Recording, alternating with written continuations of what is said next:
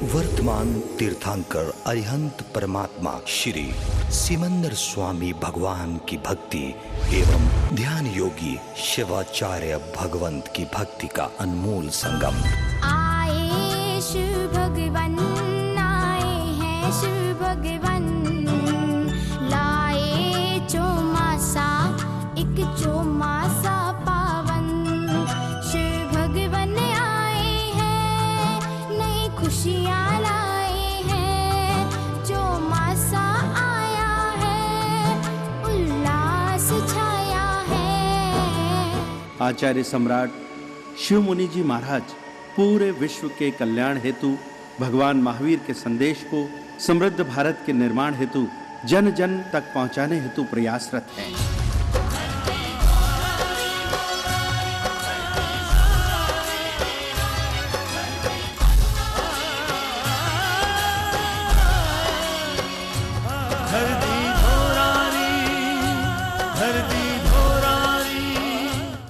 कुछ चिंतन करो, विचार करो कि यही जन्म है।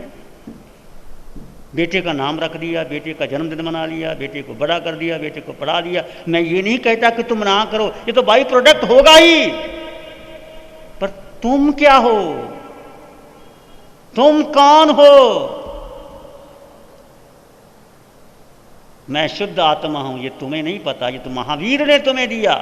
अरिहंत परमात्मा ने कहा तुम सिद्ध करो कि मैं शुद्ध आत्मा हूं।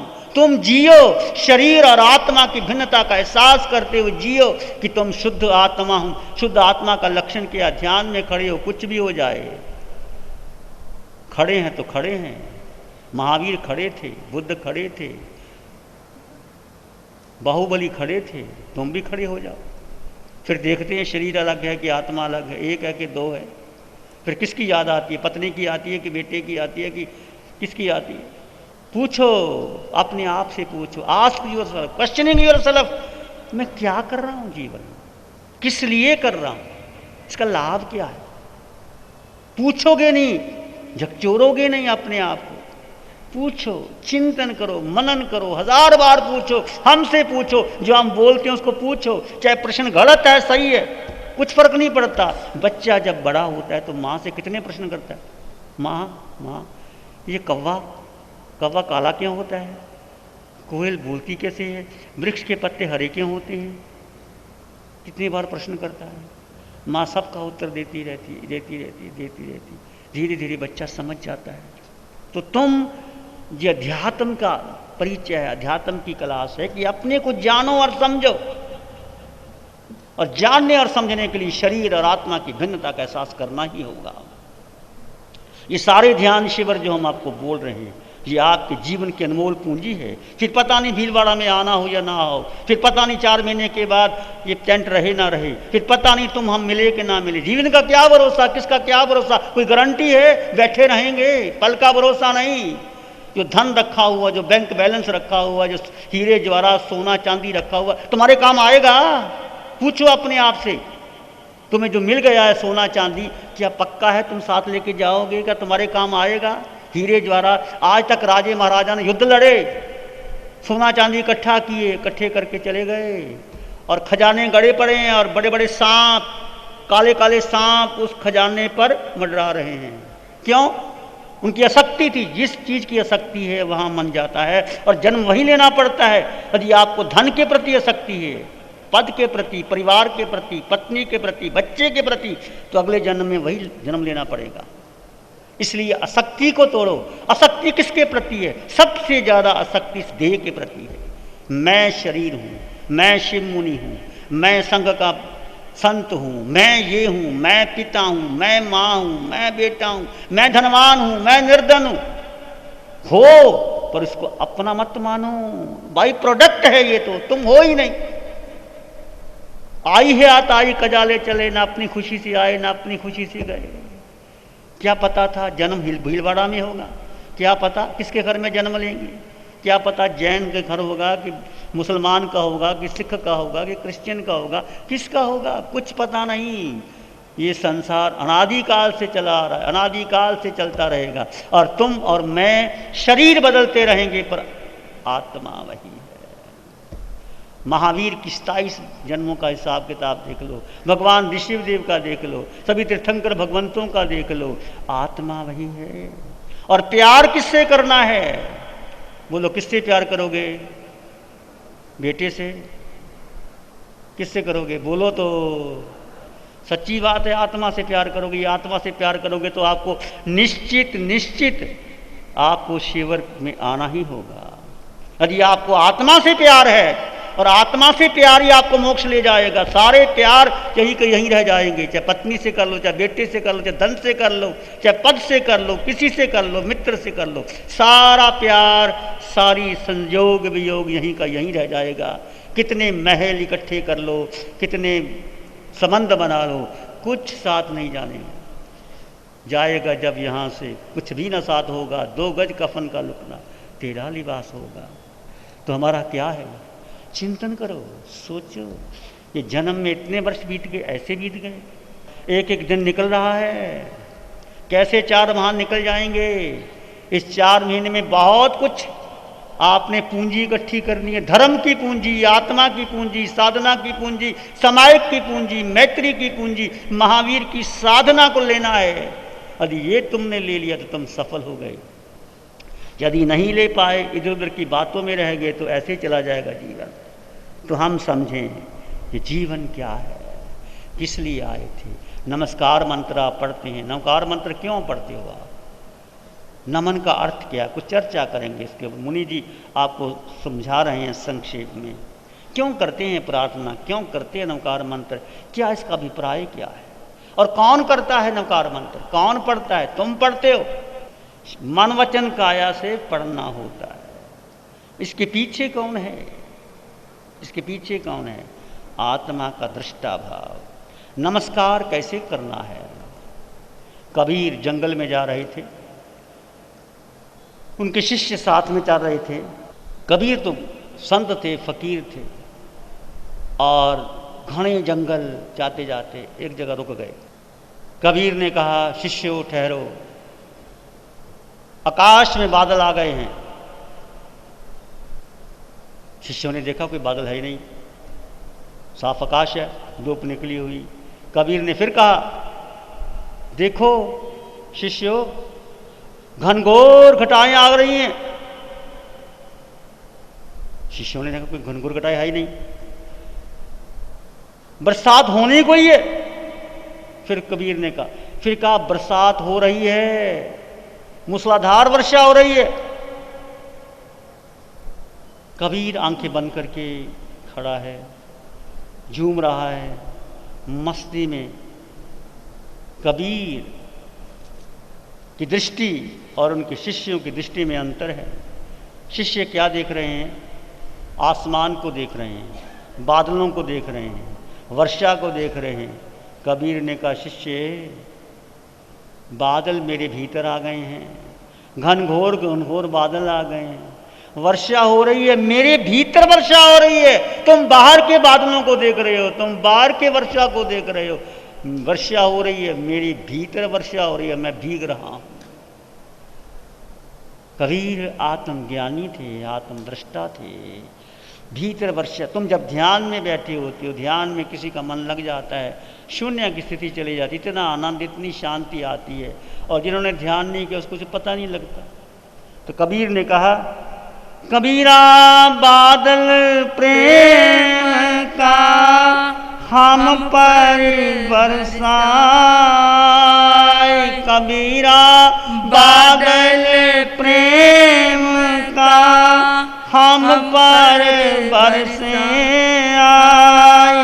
अंतर भीगी आत्मा हरी भरी वन राय, अंतर भीगी आत्मा हरी भरी वन राय। कबीर के शिष्य आसमान को देख रहे हैं, बादलों को देख रहे हैं, वर्षा को देख, ना बादल है ना वर्षा है ना घनघोर घटाएं हैं। कबीर कहता है, कबीरा बादल प्रेम का हम पर वर्षा आई, प्रभु की प्रेम की वर्षा हो रही है, अंतर भीगी आत्मा हरी भरी बन रही, चारों ओर हरियाली छा गई है और मैं भीग रहा हूं। तुम भी भीग सकते हो। अभी इसी क्षण परमात्मा की वर्षा हो रही है। तुम अपना पात्र खोलो, अपने हृदय को संकुचित मत रखो, हृदय का पात्र खोलो। वर्षा होती है और पात्र यदि टेढ़ा है, उल्टा है, तो कितनी बरसात आ जाए तो आएगा। यदि पात्र सीधा है तो पानी उसमें आएगा। पात्र सीधा है पर वो गंदा है, वो मैला है, उसमें कंकर पत्थर हैं, तो पानी कैसे टिकेगा। तो पात्र शुद्ध है कि नहीं, पात्र की महत्वता है। तो अपने हृदय की पात्र को शुद्ध करना है। कबीर के हृदय का पात्र शुद्ध था। वो जहाँ बैठ जाते हैं ध्यान लग जाता है। अंतर भीगी आत्मा हरी भरी बन रहा है, चारों ओर हरियाली छा गई है। ऐसे तुम्हारे भीतर भी हरियाली छा सकती है। कबीर आत्मज्ञानी थे, पढ़े लिखे नहीं थे, स्कूल गए नहीं थे, पर उनको ज्ञान, आत्मज्ञान बहुत गहरा था। कबीर फिर कहते हैं, अपने अनुभव की बात कहते हैं, संत कबीर की वाणी, चाहे महापुरुषों की वाणी, चाहे बुद्ध की, राम की, कृष्ण की, महावीर की वाणी, कि संसार में सार है सिमरन। सिमरन कहो, भक्ति कहो, प्रार्थना कहो, ध्यान कहो, सत्संग कहो, सेवा कहो, सामायिक कहो, कुछ भी कहो, कबीरा सिमरन सार है। और सकल जंजाल, सारा संसार इस जंजाल में उलझ रहा है। जंजाल बड़ा होता चला जा रहा है। जैसे मक्खी जाला बुनती है, इसलिए बुनती है कि सर्दी का मौसम होगा, मैं जाला बुनती, अपने मुख से जाला बुनती है और सोचती ये है कि मैं जाला बुन रही हूँ, इसमें छोटे छोटे कीड़े आ जाएंगे, मैं आराम से खाती रहूँगी। और जो स्वार्थ की भावना से जाला बुनती है, और वो क्या होता है, उसी जाले में फंस जाती है। ऐसे मनुष्य कहते हैं ये संसार में सुख मिलेगा, संसार में आनंद से रहेंगे, और व्यक्ति उस संसार में उलझ जाता है। कबीरा सिमरन सार है, बाकी सब जंजाल, आदि अंत सब सो दिया, दूजा देखो काल। फिर मौत के सिवाय कुछ समझ में नहीं आएगा। अंत में एक मौत ही सत्य है, एक जन्म और एक मौत, और जन्म भी झूठ और मौत भी झूठ। ये तुम कर सकते हो, महावीर ने करके दिखा दिया। ना महावीर का जन्म है, ना महावीर की मौत। सभी तीर्थंकर भगवंतों का जन्म हुआ, जन्म कल्याणक हुआ, गर्भ कल्याणक हुआ, स्वर्ग से चले, गर्भ कल्याणक, जन्म कल्याणक, दीक्षा कल्याणक, निर्वाण कल्याणक और मोक्ष। ना फिर न जन्म और मरण। क्या तुम नहीं चाहते कि मेरा ऐसा जीवन हो? भावना है कि नहीं कि मैं भी महावीर बनूं? नहीं भावना कि संसार को लंबा करते रहना है, लंबा करते रहना। संसार को छोटा करो, घटाओ संसार को, एक प्रीति जोड़ो एक आत्मा से और परमात्मा से, आपका मंगल ही होगा, शुभ ही होगा। ध्यान करेंगे, आंखें बंद, मन वचन काया शांत, शरीर शांत, विचार शांत, सृष्टि शांत, वातावरण शांत, हर दिशा हर किनारा शांत शांत शांत। सिर के सिरे से पांव के अंगूठे तक अपने भीतर शुद्ध चेतना का एहसास कीजिए। तुम केवल आत्मा हो, तुम केवल आत्मा हो।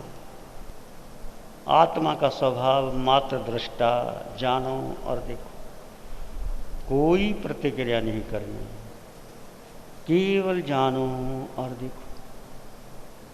एक शाराणी है धारा की, और शरण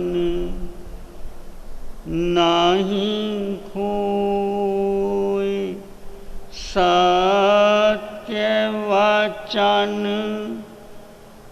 के तेज से जन जन मंगल होए। सत्य धर्म के तेज से सबका मंगल हो,